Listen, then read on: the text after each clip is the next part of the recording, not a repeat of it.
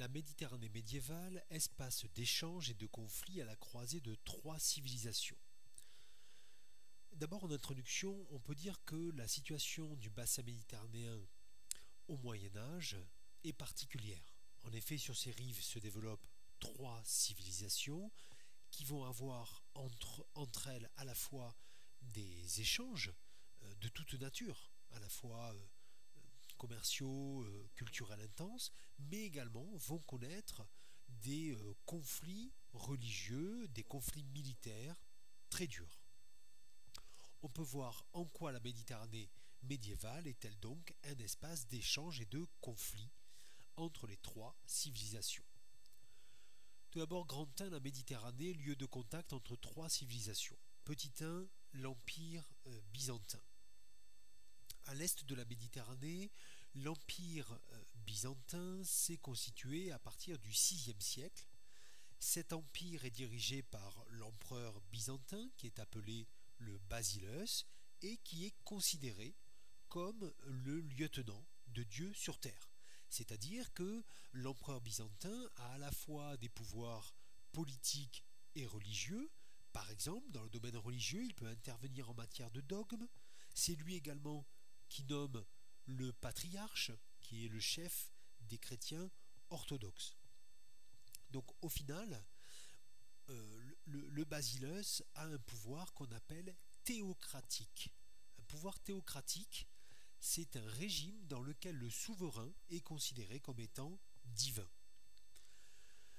Alors, au Moyen-Âge, cet empire byzantin connaît une dynamique de recul.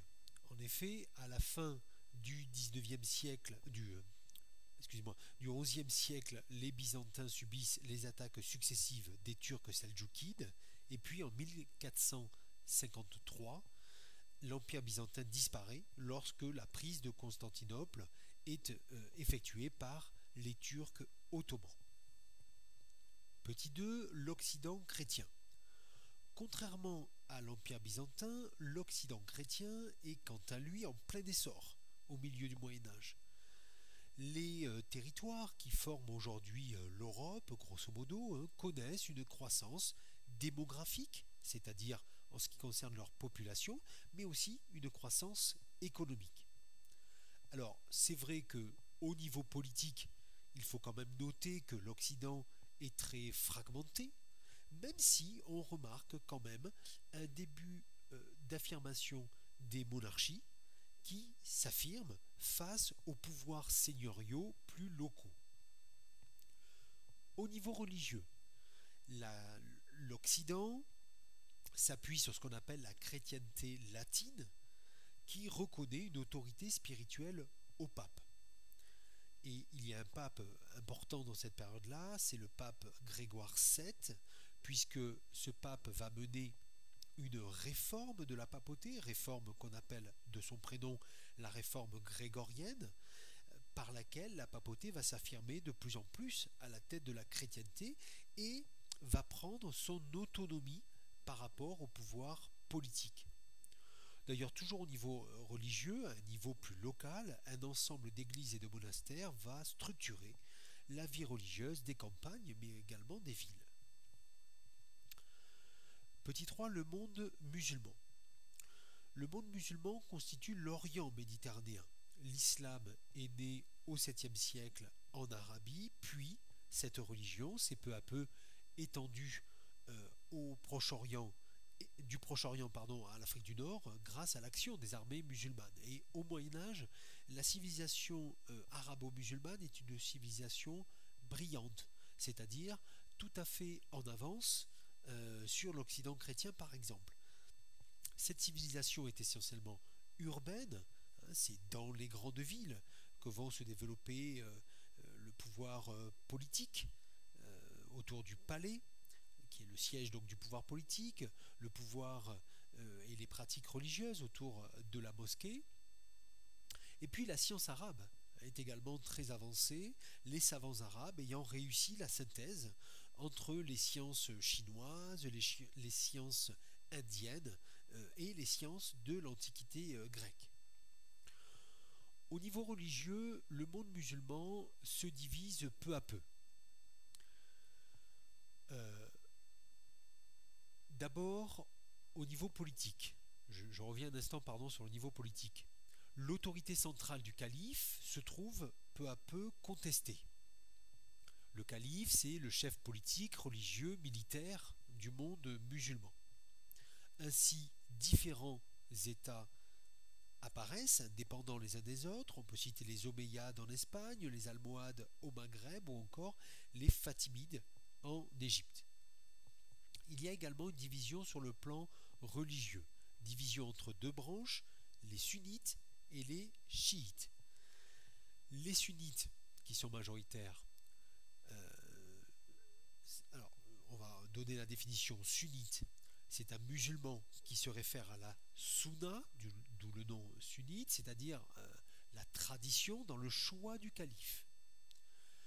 Le chiite est un musulman qui n'accepte comme calife que les descendants directs du prophète. Grand 2, la Méditerranée médiévale, un espace d'affrontement. Tout d'abord, petit 1, les querelles religieuses de la chrétienté. Alors, la Méditerranée est un espace d'affrontement religieux et le premier d'entre eux concerne les querelles religieuses au sein même de la chrétienté. En effet, depuis le IXe siècle, l'Église orthodoxe s'est peu à peu structurée dans l'Empire byzantin. Parallèlement, en Occident, le pape s'affirme à la même période comme le chef de toute la chrétienté, mais les Byzantins ne reconnaissent que l'autorité spirituelle du patriarche de Constantinople comme chef de la religion chrétienne orthodoxe. Donc en 1054, les deux églises se séparent, c'est le schisme. Petit 2, guerre sainte et djihad en Méditerranée. Alors on va différencier plusieurs lieux, ça sera plus simple. D'abord petit A, les croisades en Orient. En 1095, le pape Urbain II lance l'appel à la croisade à Clermont. On entend par croisade une action militaire destinée à libérer, alors bien sûr libérer entre guillemets, vu les conceptions de ce temps-là, bien entendu des chrétiens, les lieux saints du Proche-Orient. Les causes de cet appel à la croisade sont multiples. Il s'agit d'asseoir l'autorité du pape. Il s'agit également de détourner la violence des seigneurs vers un but qui se veut plus noble, plus moral. Et il s'agit bien entendu de combattre l'avancée des armées musulmanes au détriment de l'Empire byzantin, armée musulmane qui mène le djihad. Qu'est-ce qu'on entend par djihad? C'est une guerre sainte menée par les armées musulmanes pour défendre ou étendre l'islam. Alors, cette première expédition militaire est appelée la première croisade et elle aboutit à la prise de Jérusalem par les chrétiens en 1099. Ces chrétiens fondent ce qu'on appelle les États latins d'Orient. La deuxième croisade, 1146-1149, a pour but de secourir les principautés chrétiennes du Proche-Orient, c'est-à-dire ces États latins d'Orient qui sont assiégés par les musulmans. Elle est prêchée en Europe par un religieux extrêmement important de cette époque-là, c'est Bernard de Clairvaux. Donc c'est un des points de passage et d'ouverture du programme, Bernard de Clairvaux et la deuxième croisade. Donc Bernard de Clairvaux est un moine qui reçoit du pape Eugène III l'autorisation de prêcher la croisade en 1146 et ce qu'il faut retenir surtout c'est qu'il va théoriser alors l'idée de guerre sainte, c'est-à-dire de guerre légale pour des motifs de religion. Bon, cette croisade en revanche n'aboutit à aucun résultat concret. En 1187, les armées musulmanes de Saladin reprennent Jérusalem, provoquant ainsi la troisième croisade des chrétiens, 1189-1192. Cette expédition n'arrive pas à reprendre la ville. Les États latins d'Orient sont peu à peu définitivement perdus. Et au total, il faut noter que les chrétiens mènent 8 croisades jusqu'en 1270. Petit b, la Reconquista. D'autres lieux connaissent aussi l'affrontement entre les armées chrétiennes et les armées musulmanes à l'époque médiévale. Ainsi, à partir du XIe siècle, les royaumes chrétiens du nord de l'Espagne mènent des opérations militaires de reconquête sur les royaumes musulmans du sud, qu'on appelle cette zone qu'on appelle Al-Andalouse. Après la victoire chrétienne de Las Navas de Tolosa en 1212, les musulmans refluent peu à peu vers le sud et la Reconquista ne se termine qu'en 1492 avec la prise de Grenade par les rois catholiques. Grand 3, la Méditerranée, lieu d'échanges intenses. Et tout d'abord, voyons petit 1, le grand commerce international. Donc au Moyen-Âge, il faut noter que la Méditerranée est traversée par de grands courants d'échange favorisés par la présence des marchands occidentaux comme arabes. Une autre caractéristique, c'est que la voie maritime est souvent privilégiée par rapport aux voies terrestres qui, elles, sont souvent coupées par les conflits. Et de ce fait, les ports méditerranéens, qu'ils soient italiens, byzantins, de l'Afrique du Nord, du Proche-Orient, sont des points stratégiques du commerce international. Celui-ci a été intensifié d'ailleurs par l'installation des États latins d'Orient qui ont nécessité de nombreux ravitaillements. Les marchands arabes qui sont en relation avec l'Asie font le commerce de la soie, des épices, de l'or, des esclaves, tandis que les marchands occidentaux, en lien eux avec l'Europe du Nord, exportent des denrées agricoles, des produits artisanaux, des minerais ou encore du bois. Peu à peu, les marchands italiens vont dominer la Méditerranée, comme le montre l'exemple de Venise. Là encore, l'exemple de Venise est un des points de passage et d'ouverture de la leçon, du programme. Donc Venise, une grande puissance commerciale et maritime.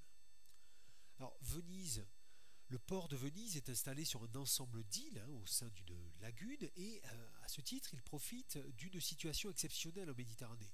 Dès le Xe siècle, les marchands vénitiens ainsi que le port sont des intermédiaires incontournables du commerce méditerranéen et au XIIe siècle, les marchands et les banquiers de Venise perfectionnent des techniques maritimes, par exemple la conception d'un navire qui s'appelle la nef, alors qui n'est pas qu'à Venise, on retrouve dans les ports de Pise et de Gênes, mais qui permet d'accélérer les échanges, ou encore des techniques financières comme la lettre de change par exemple, qui font désormais clairement la puissance vénitienne. D'ailleurs en 1204, forts de leur puissance, les marchands vénitiens vont détourner la troisième croisade qui avait pour but de secourir ce qui restait des États latins d'Orient et procèdent au pillage de Constantinople. Petit 2, de riches contacts culturels. Alors, le bassin méditerranéen est également le lieu de transfert culturel extrêmement important. Ainsi, les Occidentaux vont accéder aux œuvres de l'Antiquité par l'intermédiaire du monde arabo-musulman.